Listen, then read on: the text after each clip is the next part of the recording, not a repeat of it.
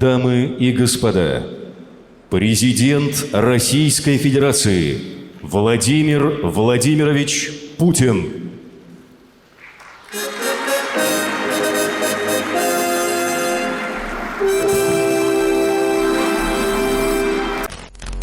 So it appears that Vladimir Putin wants to remain president for life after all, or at least it appears that way for now. With Putin's explicit blessing, the State Duma this week passed the second reading of amendments to the Constitution that would effectively allow him to seek 2 more terms as president and rule until 2036. So have efforts over the past 2 months to change the political system been nothing more than a big, elaborate smokescreen, or is something else going on? Hello from SIPA headquarters in Washington, D.C., and welcome to the Power Vertical Podcast. My name is Brian Whitmore, director of the Russia program here at SIPA. And joining me here in the studio is former U.S. State Department official and veteran Kremlin watcher Donald Jensen, a senior fellow and editor-in-chief here at SIPA, and a lecturer at Johns Hopkins University. Welcome, Don. Thank you, Brian. And also joining us here in the studio is Maria Snegovaya, an adjunct fellow here at SIPA and a postdoctoral fellow at Johns Hopkins University. Welcome back, Maria. Thank you for having me. Thank you for being here. So this all came down with dizzying speed. It was just 1 week ago on March 6, Putin said he wasn't interested in chairing the State Council, which many assumed would be his power base post-2024. Just days later, on March 10th, State Duma Deputy Valentina Tereshkova, the first woman in space, by the way, proposed amendments that would zero out Putin's 4 terms in office, allowing him to start from zero at 2024. And as if by magic, Putin appeared in the Duma and gave a speech, giving the idea his blessing. And lawmakers then passed the measure, which would apply only to Putin and, interestingly enough, if I understand correctly, Dmitry Medvedev.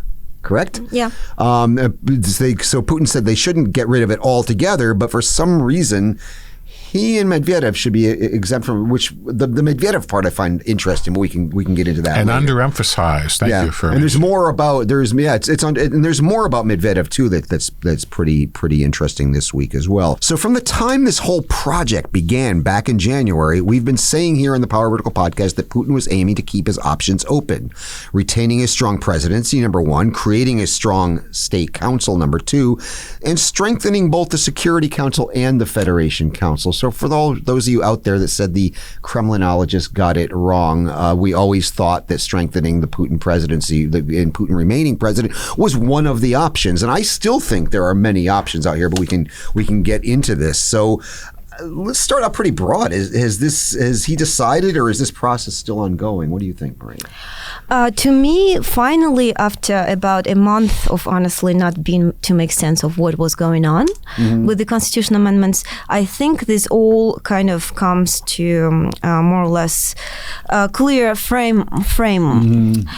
What I think has been going on is that after Belarus scenario, and remember for the audience, just a reminder that one of these potential succession scenarios have been creating this joint unified union between Russia and Belarus, which would, again, nullify the terms, allow Putin to stay in power of that state.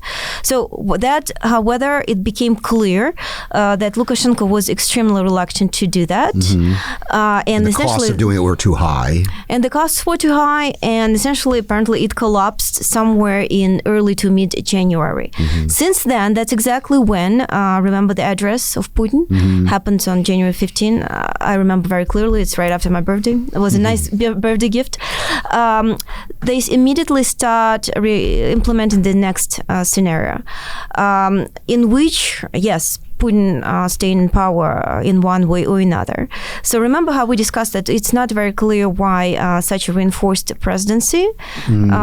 For the State Council, it was not needed. The opposite would have to be true. For the State Council, he would have to distribute the authority.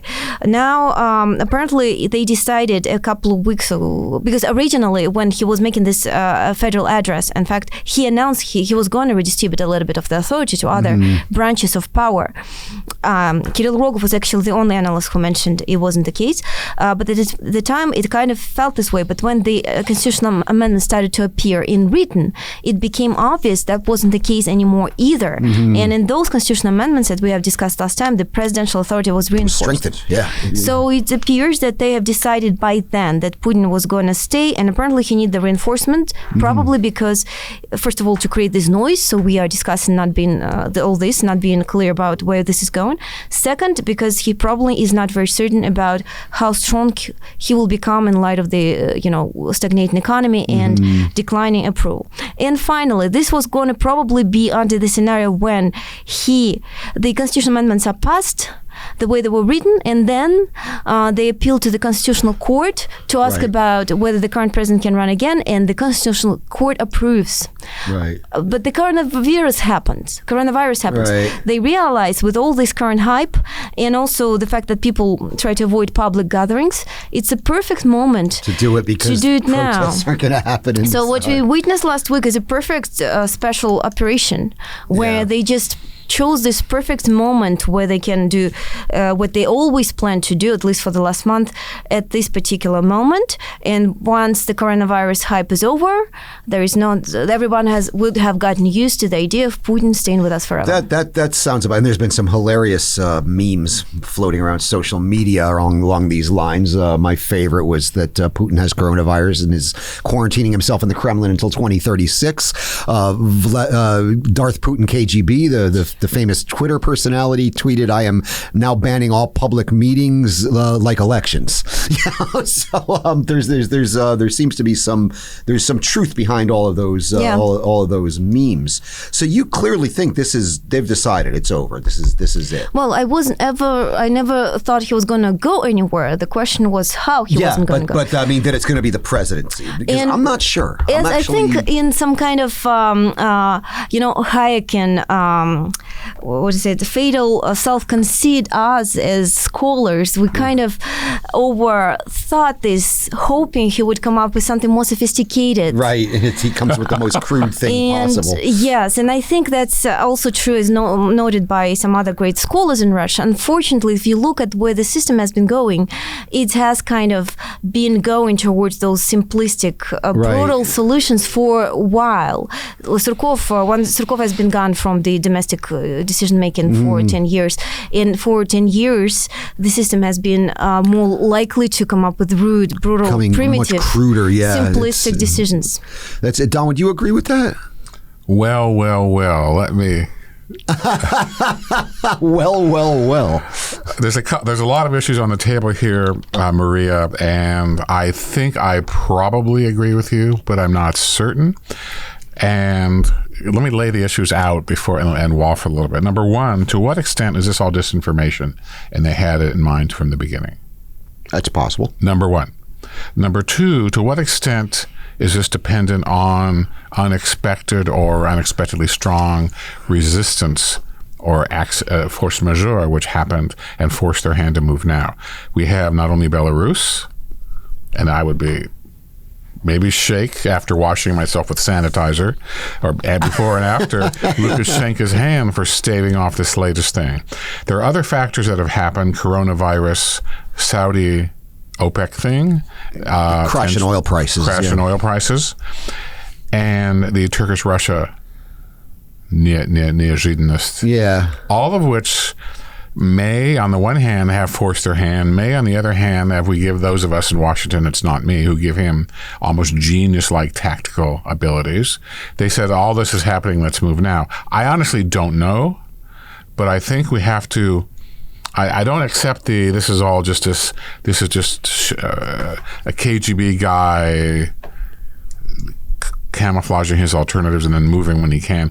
I just don't know. I think it's most likely that the thinking has evolved based on these external factors, which perhaps they did not really take fully into account.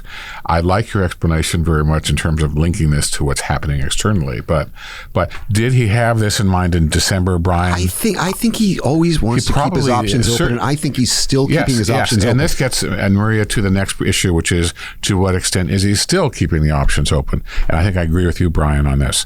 What happened to the early elections, by the way? as an issue. That was also on the table for a long time. Doesn't Now appear it appears to have disappeared.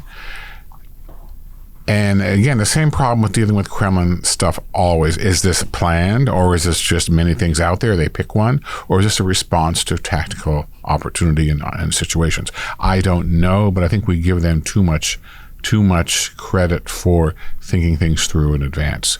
The final set of explanation variables would be, you see that some of the people in the elite reportedly are nervous about him leaving the presidency. Did they exert pressure? I don't know for sure, but there's a lot of factors here which seem to be in play at once, not all of which they anticipated at the beginning. But I just want to set one thing straight down. Do you think he was ever going to leave power? No. So, nobody. yeah. Nobody. And you can go back to my comments on this broadcast repeatedly when we talked about it. So Absolutely. Purely. Remember, in fact, I said, and I don't like people who quote themselves, don't focus so much on the institutional mechanism, focused on the bottom line, which he's not going anywhere. I mean, the institutional mechanisms are interesting for different reasons. Now, the question related to that then is, did they have these other variants out there and they picked this at the end? Although still keeping their options open. But that's not disagreeing with what I said, No, right? it isn't. It isn't. The Belarus did not work out in early January. State Council might or might not have been on the agenda. But what I'm saying is that the path towards this reinforced presidency has been quite obvious for quite some time there, right? But if we took the photo in December 15th and took the photo on February 15th and took the photo on March 1st or last week, have their intentions changed in terms of what the arrangement would look like? Well, looking at how chaotic the constitutional changes have been. Yeah, it's horrible. Might as well. Yeah. I mean, look, I don't think the Belarus thing is off the table. It's just on the table for geopolitical reasons, right? But what I think is good, we have to really separate two processes here. One is solving the Putin 2024 problem. Now that you can solve in any number of ways. They've chosen the crudest and simplest way to do it, right? But there's also the problem of the post-Putin system. And while Putin might not care about that because he'll be dead. No. Others in his inner circle care about it. And I do think Putin cares about his legacy. So I think he does want to put into place, he wants to be the Lenin or the Stalin of the one that creates the system. Remember, I mean, the Brezhnev system was effectively the Stalin system minus the terror, all the institutions. I think Putin is trying to put into place institutional arrangements that will survive him, that are for basically a vertically integrated authoritarian system. You want to say something, Maria? Yeah, Brian, but if he wants to leave that legacy, why does he keep saying the opposite things to what he's doing? Because remember how he started. The federal address was exactly along those lines. Russia is ready for more redistributed authority, he said. For stronger parliament, he said. CNN even published an op-ed, I think, explaining how Russia will now become a parliamentary republic or whatnot. And what do we see in the real constitutional amendments? That was a brilliant disinfo campaign. Putin's, a master of disinfo. So what kind of legacy is he trying to leave? That's my question. Well, the institutions. Stalin lied a lot too, but he left a legacy, right? No, but that's not at all what he's saying, right? He's saying, I want to leave you the legacy of the stronger institutions and more distributive authority. Watch what he does, not what he says, first of all. But then Rule again, number one on Putin, watch what he does. Exactly. Why should we trust this argument about the legacy? No, the legacy is going to be the institutions themselves. I think it's very tactical. I think it's extremely tactical and honestly all designed to serve his survival and power. I think that is the primary proximate motivation, but I think there's also a motivation to create something lasting here. And it's not something admirable by any stretch of the imagination, but I mean, why else go through all this rigmarole they are revamping the Security Council. The Federation Council is getting more power. The Security Council is a little bit more power. The Security Council. I wouldn't put any money on Putin. You may be right, Brian. I don't disagree, but this issue of institutionalizing his legacy, to me, gives him more credit. It's bureaucratizing Putinism, basically. Yeah. I mean, that's effectively what happened with Stalin, who was basically the author of the Soviet system that ruled until 91. Stalin was the author of that. That was the Brezhnev system. All of those institutions, how they worked throughout in the Soviet Union from the death of Stalin to 91 were basically created in the Stalin period. The modern, the Politburo as it actually functioned, the Central Committee as it actually functioned. That was basically the system that Stalin built. I mean, you saw antecedents of it. You had a Politburo, for example, when Lenin was alive. But the Politburo becoming this kind of de facto executive committee of the Soviet Union, that was institutionalized during Stalin. It turned into, from personalized rule to collective rule under Brezhnev, right? And I think we're seeing, and again, this goes back to Kazakhstan example is interesting. Now, Putin obviously believes that he needs to hold on to the presidency while these institutional arrangements are solidified, I think. I mean, I don't know. Which obviously. institutional arrangements? The institutional arrangements of, we got to see, what is the State Council going to do? What is the Security Council going to do? Well, Security Council is already a de facto Politburo, right? Yes.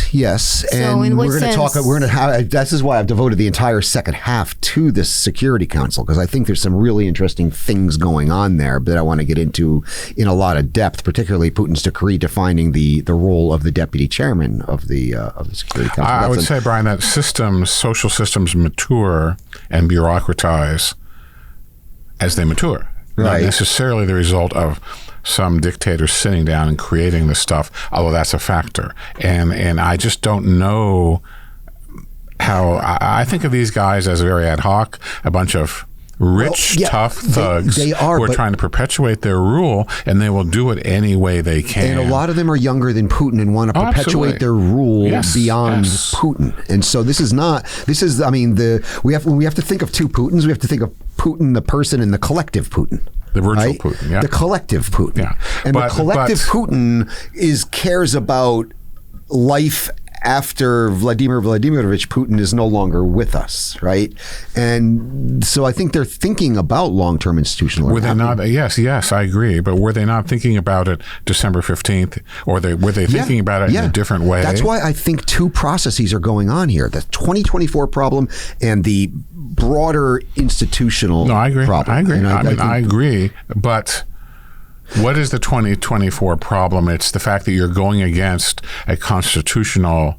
It's keeping Putin in power beyond and what we've the seen what the value of it was. And Maria and I have had this discussion about, do they even understand what constitutionalism is? I don't think maybe that they do. They don't.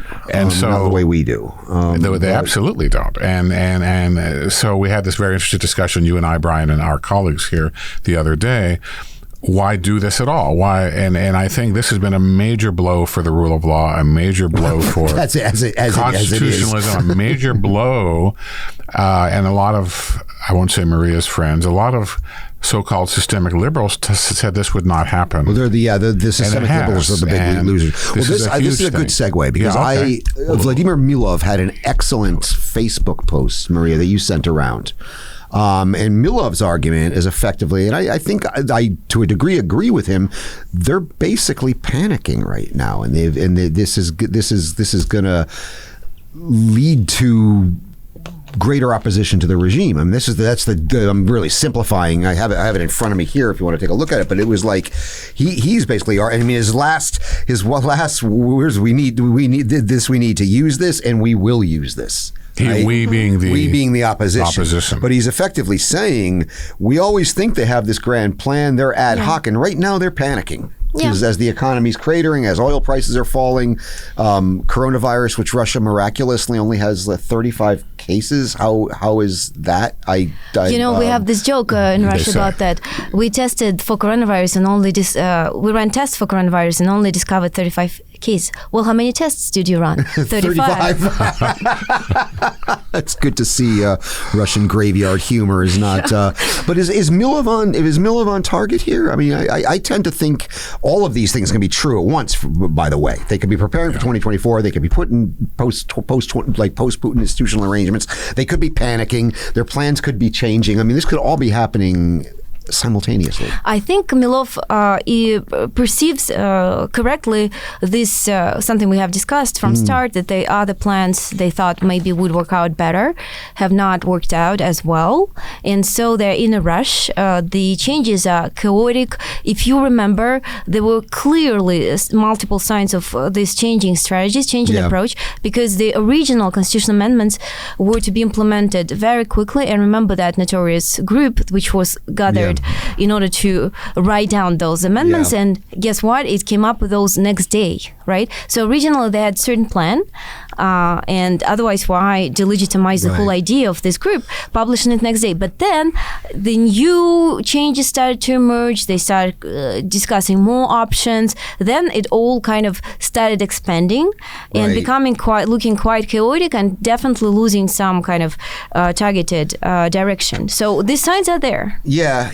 I mean, but do you think they plan to? I mean, Putin was intending to go to this place from the start.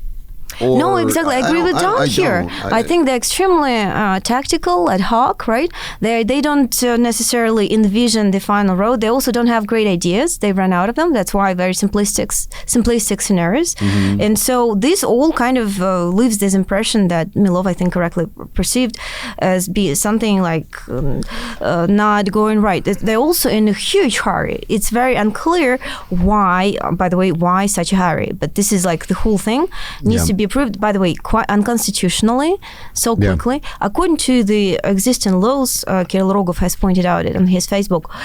In fact, the regional assemblies that have just approved these amendments yesterday, they were not supposed to do it. Speed. They did it in record speed. But they were supposed to do it within a year. Yeah. There's a whole year for which they should be doing that. And not to mention the very fact of those Putin potentially being able to stay in power again.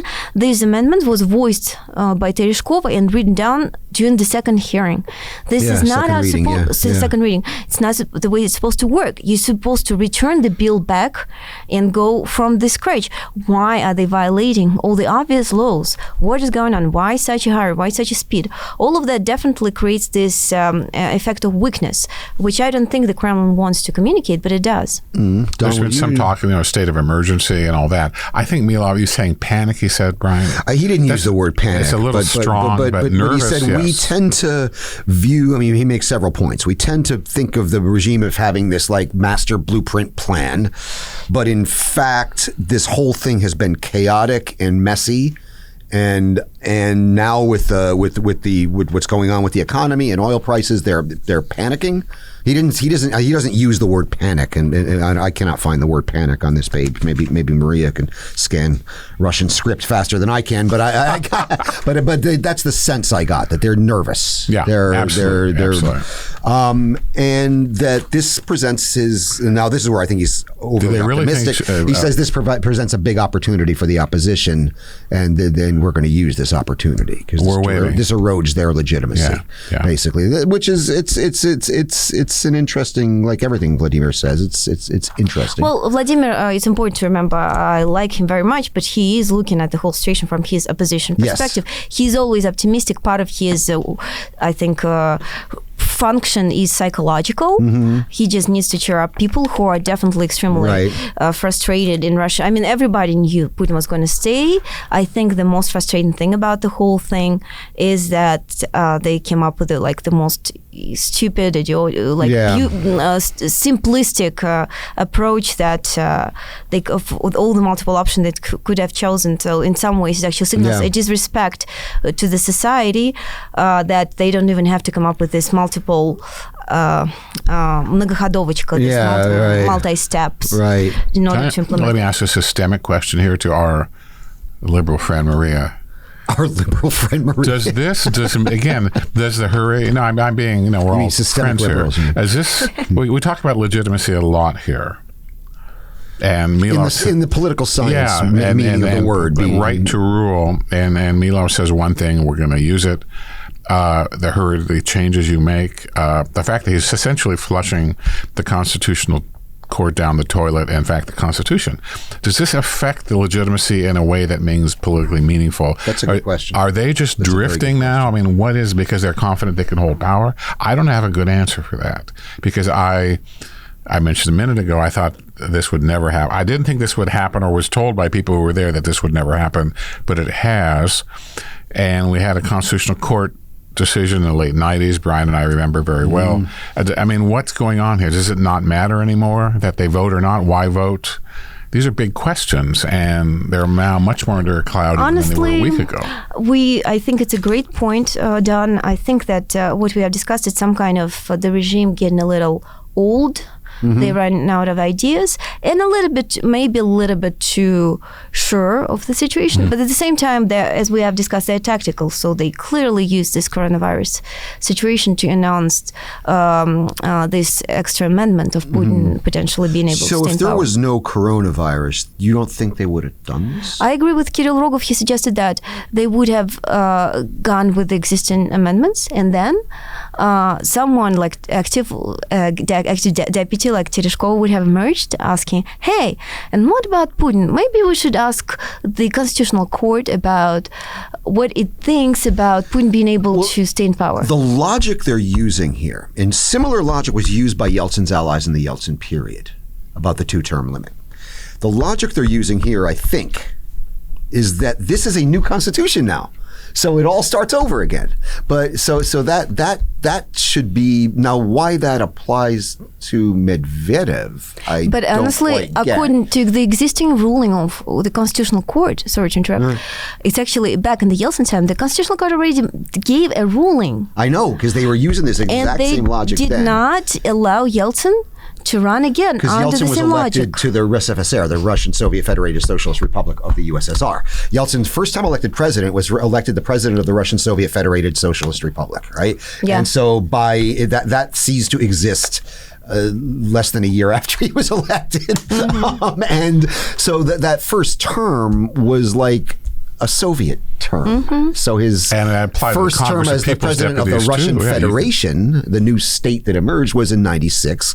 And the argument, and I thought that you could make that argument could have at least some sense. And the Supreme Court ruled against them. But Supreme Courts can reverse themselves, and in Russia, I think they can do whatever the hell they want. Exactly. Right? So none of that matters. That's an unfortunate, learned inability to change anything. That's where it's coming from. Like in many Russians, none of that matters because we know how the Constitutional Court is going to rule. Yeah, we do. I'm curious to see if they go through the trouble of making legal reasoning that even is pretending to justify this on some kind of legal ground. Maybe they'll wait overnight before they approve it. Right. But this will be interesting. Now, there's the other thing we haven't talked about that I wanted to get in here before we move to the second half, which I want to talk just about the Security Council because I find it fascinating. But clan struggles. There have been talk of different clan struggles about how this was between the regime liberals, technocrats, and Siloviki. This is how it was breaking down about how these amendments were going to play out. You got to wonder if that played into it. Remember, the last time we went through this song and dance back in 2011, you did have clan struggles. You had, back in 2007, 2008. Remember, you had the party of the third term. Party 30th Sroka, remember that? And then you had the kind of people who were advocating for Medvedev to stay in 2011. Which included Surkov and Pavlovsky, actually. Who had to pay a price. Who paid a price for that. And in each time, the first time, Putin kind of split the difference. He didn't go for a third term, but he didn't really go away either. He kind of split the difference, was unhappy with that arrangement very quickly as the elite split. And in 2011, he went with the more hardline solution. I'm coming back. Damn it, torpedoes full speed ahead, which led to the Bolotna protests. This time they're again going with the crudest, solution, and I think each time there were clan struggles. What do you see there, Maria? I agree, and I think that's one of the reasons why this announcement happened so quickly, and why they, in the first place, had to implement the whole changes so quickly. I think they need to send the signals to the elites. One of the reasons why they're doing it right now is sending to the elites the signals that Putin is not going anywhere. Where I, by the way, fundamentally disagree with another set of analysts, including Mark Galeotti, whose argument is entirely opposite. He actually believes that Putin leaves, and in fact, he wants to maintain the strategic uncertainty among the elites, and that's why he pretends he does not. I think it's actually the opposite. Mark, who I deeply respect, the former co-host of this podcast, but I disagree with him on this as well. I don't think Putin can leave. I don't think. Just a clarification here. I think the clan struggles began a year or two ago. Yes, and they're ongoing. They're intensifying now, and I don't think and they're coalescing around this issue. Though there's always clan struggles over resources and access, but this around the power and property struggle, which is always there, requires an arbiter, as we've said many times here, and that's what they don't see anybody else who can do this. And thus, Putin in whatever institutional dress he has. No, I got something interesting. This is an interesting way to segue into the second part, but I mean the kind of champion of the hardline approach is, of course, Nikolai Patrushev, the secretary of the Security Council and one of Putin's closest confidants and one of the most hawkish people in the elite. And Volodin and others were probably pushing for this. Interestingly enough, we're going to see that in how the Security Council was, which is we all agree is the modern Politburo, he seemed to lose in the struggle for control of that, which is an interesting thing, and Medvedev seemed to win. But that's something I want to talk about in a minute, unless either of you have anything you want to add on these. Any final thoughts on this? Just a couple of words about the popular attitudes toward the situation. There's some polls that's been done by Levada. And for example, they show that they're much more conservative than TIOM. In Levada, polls demonstrate that was late February, though before the recent announcement of Putin's staying. Only a quarter of the Russians at the time were ready to vote in support of these constitutional amendments, and 37% said they will probably. They will go vote, but they were not sure how they're going to vote. So this 37%, I think, which gives Vladimir Milov, who we cited before, some hope for being able to, force them to fix it, because they're going to have to fix it. They're not going to suffer an embarrassing defeat at the polls. Well, yeah, but I mean, this provides this teeny opportunity for the Russian opposition, particularly in Moscow or big cities, to try to mobilize the vote against Putin, and that's what they're trying to do right now. There's also unusual activity of the Prigozhin trolls. I, for example, posted this collective petition assembling signatures of experts and Russian citizens against, or at least petitioning the Council of Europe to consider these changes, and I was under unprecedented attack of Prigozhin trolls. You should be very careful when you go back to Russia, and I say that not in jest.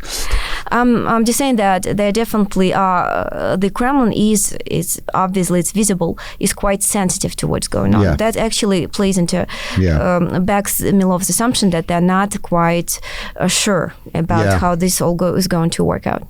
Don, any last thoughts before we? I just want to raise again the issue of what happened to Duma elections. And I raise it again not to be a jerk. I think it's probably going to come back on the table. I don't rule it out. But I think if we're talking about legitimacy and right to rule and the elite politics, I think it would help them remain in power if they could manipulate an appearance of a triumph at the polls, because this is not going in a good direction from the point of view of anybody, because I don't think Putin will be around. On those lines, Don, interestingly enough, United Russia and the Russian Popular Front, the All-Russian Popular Front, are merging. Did you see this week?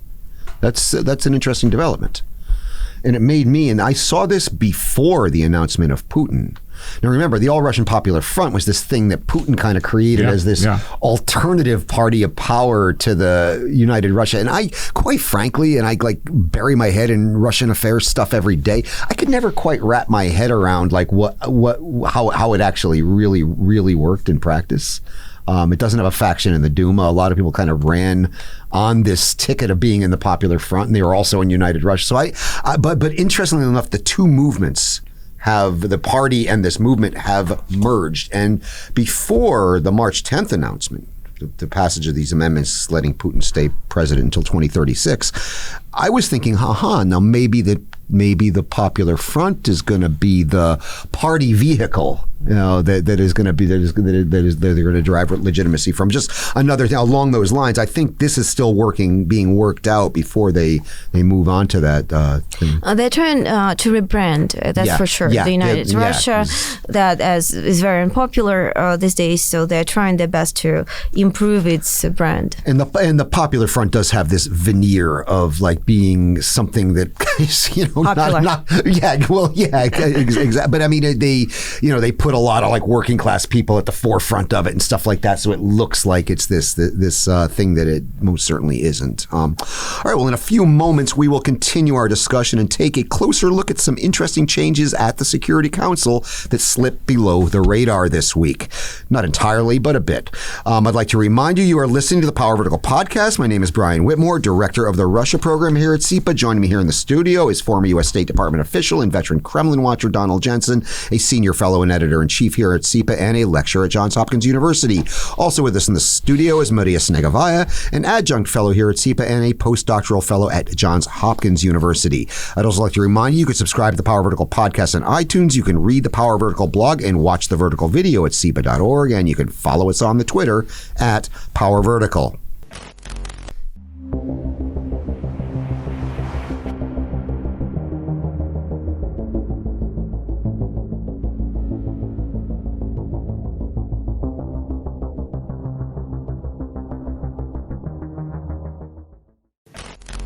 So another thing we've all been saying here for the past couple months is watch the Security Council. When Medvedev was named to the newly created post of deputy chair, I thought from the start this was not a consolation prize, as many had been presenting it at the time. And Don, I don't like to quote myself, and I don't like people who quote themselves, but I'm going to quote myself right now. On January 15th, I wrote the following: Putin's intention to name Medvedev to the newly created post of deputy chair of the Security Council, a powerful body coordinating national security that is chaired by the president, is also noteworthy. Medvedev and Putin have long been attached at the hip, dating back to their time together in the St. Petersburg municipal government in the 1990s. This suggests that the Security Council is also about to gain a higher profile. That was from my initial reaction piece to on January 15th, which you edited, Don, and it was brilliantly written and brilliantly edited. And this is seeming to bear out because Medvedev's kind of like this little talisman for Putin. I mean, he takes him everywhere he goes. It's kind of like the Altered Carbon character who has a little AI like thing around, in a necklace around his neck. People who don't watch Altered Carbon won't get that, but I hope a lot of people do because it's a great show. Now, now the question has always been: would Medvedev be subordinate to the powerful and hawkish Security Council Secretary Nikolai Patrushev, also a longtime Putin protege and a Medvedev rival? Well, this week we got an answer. Medvedev will report directly to Putin and will have the power to appoint Patrushev's deputy, which is fascinating. It's classical Putin. Classical Putin, and Mark Galeotti, who you referenced earlier, Maria, actually did, I thought, a very good piece in Moscow Times this week. Mark noted that this seems to make the Security Council more powerful by, quote, by making it more of a genuinely political rather than administrative nexus. And it suggests that the Security Council be Putin's preferred reserve power base. And I think this is what we're talking about. So it seems to me the Security Council is where a lot of the action is. As Alexei Venediktov, I think, said it first, that it's the new Politburo, and this kind of caught on. Which makes a lot of sense. Maria, what are your thoughts on the moves of the Security Council? Am I making too much of them? I think they're actually quite interesting. I think it's very interesting, and Mark is a very perceptive observer of the Russian politics. So it's definitely possible that there is a formal reinforcement of this Security Council structure. I just kind of have to point out that this structure has already been pretty much operating, right, as a Politburo in the past. So this is possibly some kind of formalization of its existing status. The Security Council would probably have two if this was to become the new, kind of formalized structure, then we would have to see more of the institutional changes in the other constitutional amendments. Up until now, we haven't seen those. I mean, not to say, of course, that that's the last time we see these constitutional changes. Definitely possible, given how chaotic everything is. They may introduce more, but for now, he might be as well formally reinforcing the structure, which has informally already been working in this capacity. Well, it's interesting because we are not seeing, and Don, your repeated question about what happened to early Duma elections is actually very relevant, because something that is conspicuously absent in all these discussions of constitutional changes is the State Duma. There's really not a lot of talk about the Duma. You're seeing a slight increase in the powers of the Federation Council, which is it's a completely appointed body now, de facto appointed. It's elected by regional legislatures, but it's a de facto appointed body.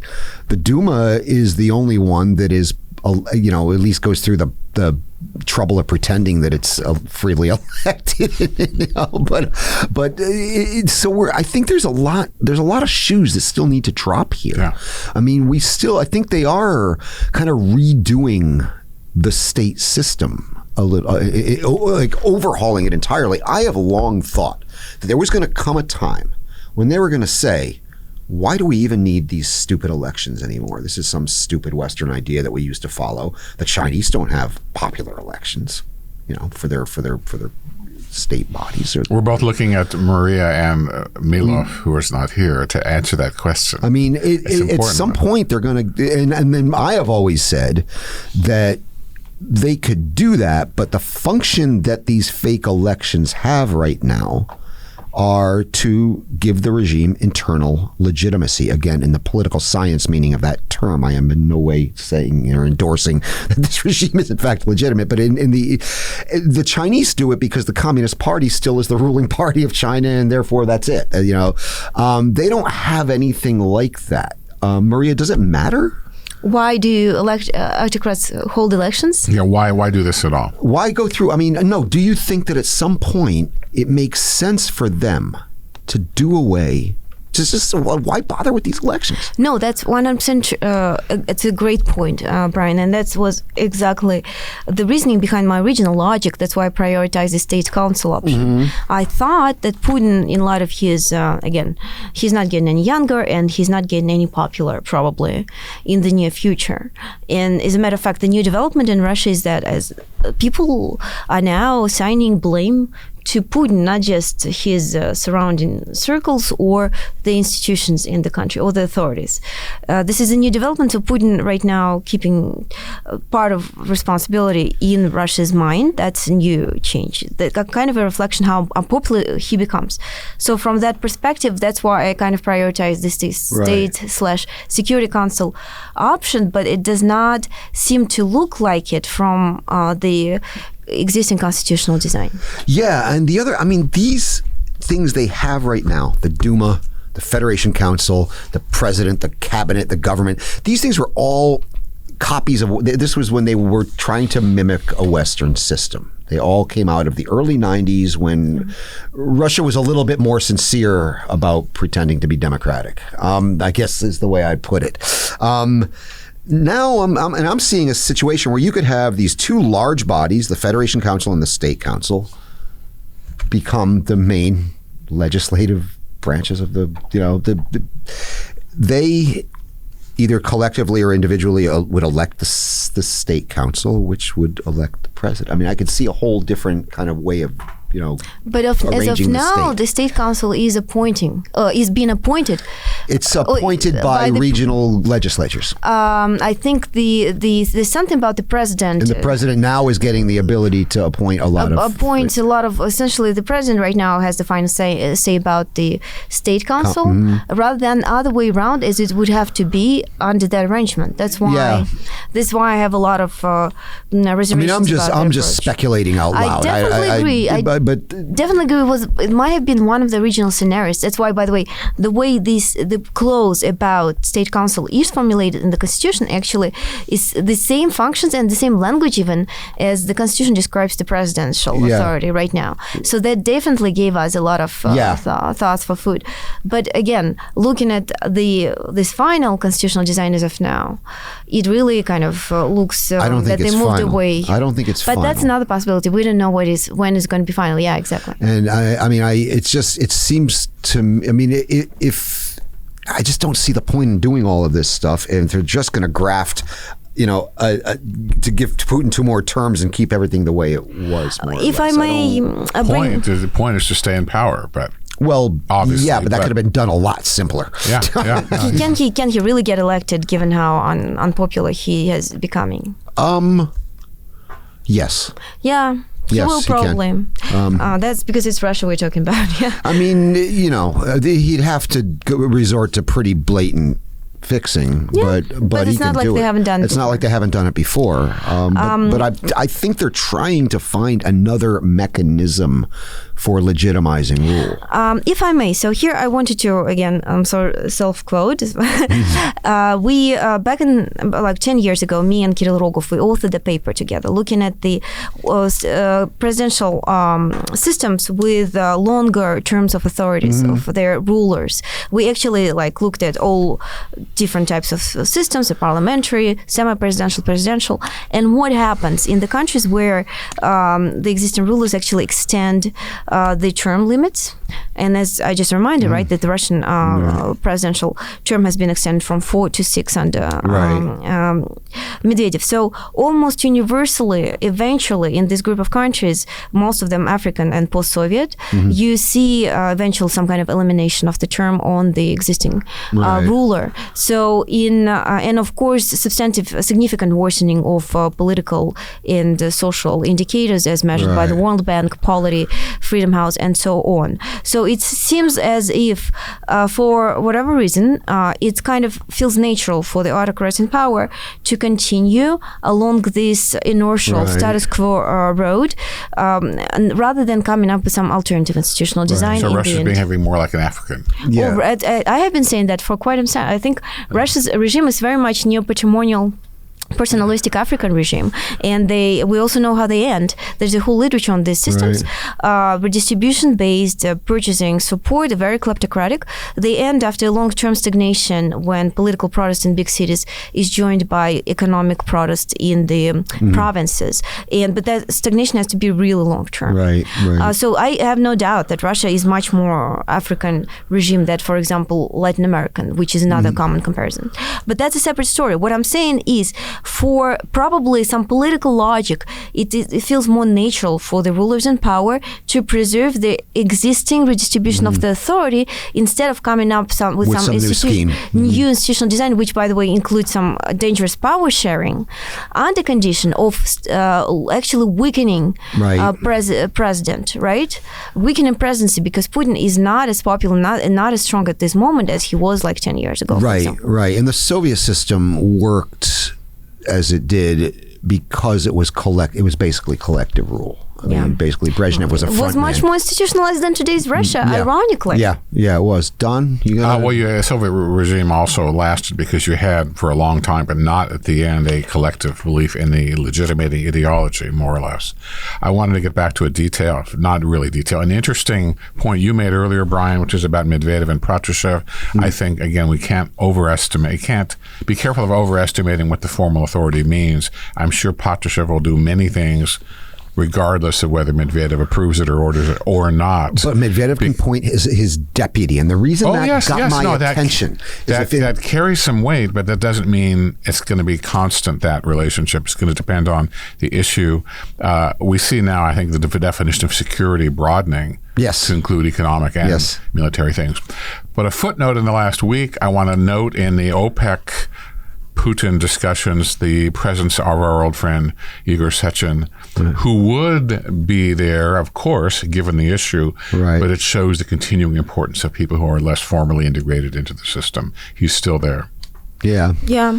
No, Go ahead. No. I mean, on the Medvedev thing, the importance of the zamestitel, the importance of the deputy in the old Soviet system was really, really, really important. That's an excellent point. If you look in every single, all the Union republics, the head of the basically the party leader was always from the titular nationality. Yeah. So in Ukraine, it was Ukraine, but the deputy was always a Russian. And it was usually a KGB person. So it's just the importance of the role of the zamestitel was extremely important. And this I think, you're right, Don. Patrusev's a wily character, and he'll in a lot of ways he will be able to run reins around. Who knows? Medvedev May end up at the top sometime. Well, Medvedev reminds me of Khrushchev in the Death of Stalin movie. Basically, I mean, and now basically he was dismissed by everybody as kind of a buffoon, and he outsmarted them all. And so I often or think, Chernenko, maybe. but that's another one. Maria, you wanted to say something? That's a very positive scenario for Russia. I just wanted to say that so just to go back to this point about the strategic uncertainty, it is true that Putin as a security officer has this way of creating all this noise and all of a sudden making everyone confused and then suddenly make him move, which allows him certain flexibility. But what we see in today's Russia and the way this whole framework of staying in power works out, it seems, again, based on comparative studies of other regimes, the opposite is true. We are observing an increasingly worsening institutions and associated high uncertainty that already exists in the country. And what I think Putin is doing right now, he actually signals precisely the opposite, not the uncertainty, but he signals to the elites that he is staying in power and will preserve the status quo, because the status quo, unless it's absolutely hated by everyone, we are not there yet. It actually precisely the signal that to try to create certain certainty in this increasingly unstable and uncertain situation. This is exactly what Milov actually saying indirectly as well. And we honestly observe that, looking comparatively at these personalistic regimes in post-Soviet space and Africa, are the autocrats doing the same thing. Unfortunately, that's why they kind of end up with this quite simplistic, not very interesting, and totally deinstitutionalized design of personalistic rule extending indefinitely. So it's just basically totally Potemkin institutions. I mean, Russia has pretty Potemkin institutions already, but with everything personalized. Now, where I wanted to go, we got about, I guess, 10 minutes left in our time here. Something you're working on, Maria, and this, the last time they pulled something like this was 2011. It was a little less crude then, but not much. And it resulted in the largest protests of Putin's rule, basically. Yeah. The Bolotnaya protests. We're in an environment where oil prices are lower than we've seen them in a long time. This is the foundation of the Russian economy. We're going to start to see living standards fall. Do you think we're in for some serious social unrest? I don't want to say is the regime going to fall, because I think that's a silly speculative game, but we're in for a period of some, I think, possibly, if serious social unrest, no? Absolutely. I think that's why the rush. That's why they're in such a hurry to pass all this quickly, because they also need to signal to the society not to get too excited. We are staying, nothing is changing. But the society knew that. But no matter how fast they administratively and bureaucratically and legislatively get this done, the oil prices are going to do what the oil prices do, and the standard of living is going to fall with them. Now, we're not sure that's going to be forever. But look, right now, for example, they just banned any mass manifestations, right? Yeah. So they're definitely working in that direction. They precisely timed the announcement, Putin, again, nullification of these terms, with people not being to massively collect and protest that. So they are aware of that. No, you're absolutely right that this is not a certain thing, and that's why they're probably worried about the whole situation. But they're certainly keeping that in mind, and the existing strategy is going to be based on that. But you're right, in the long term, the regime's future does not look very bright, but it also doesn't look absolutely gloomy. I mean, you think they can weather this? I think they can. They think they can for sure. And- Well chosen. Maria, what's the long term? Oh yeah, the favorite political. You waffled around I this. say I will absolutely certainly I was be using wrong. your scenario of how these African regimes fall in these scenarios. But these are like keeping in mind that these are typically small and very poor countries. Russia is huge, large, extremely inertial, and has also all this Soviet legacy that unfortunately kills any whatever civic action there might be. People have this learned impotence, so to speak. They know ahead of time that they're not going to win no matter what. But what I can say that I definitely feel that this new announcement did provoke some deep frustration. People are not happy, so I would not be surprised to whenever this ban on the mass, unless they plan on extending it up until 2024. Once they lift, which I could see. Once they lift this ban to mass gatherings, there will be certain action eventually, because I kind of sense that this dissatisfaction with this situation is spreading far. People are not happy at all. Plus, of course, add the shocks from the oil prices collapse, which weakened the ruble, so people are also losing the savings again, and the stability that Putin promised and on which he always kind of legitimized his rule is nowhere to be found, frankly. Right. And part of this oil shock is a result of the coronavirus and the disruption of supply chains, but part of it was also the U.S. was ramping up production. Chinese demand was going down. There was a lot of objective economic reasons driving the price of oil down. Bloomberg directly, really, I think it was Bloomberg publication that says that Putin was directly determined to weaken shale industry. Here, enhance. In addition, it was some kind of revenge against the Nord Stream 2 sanctions.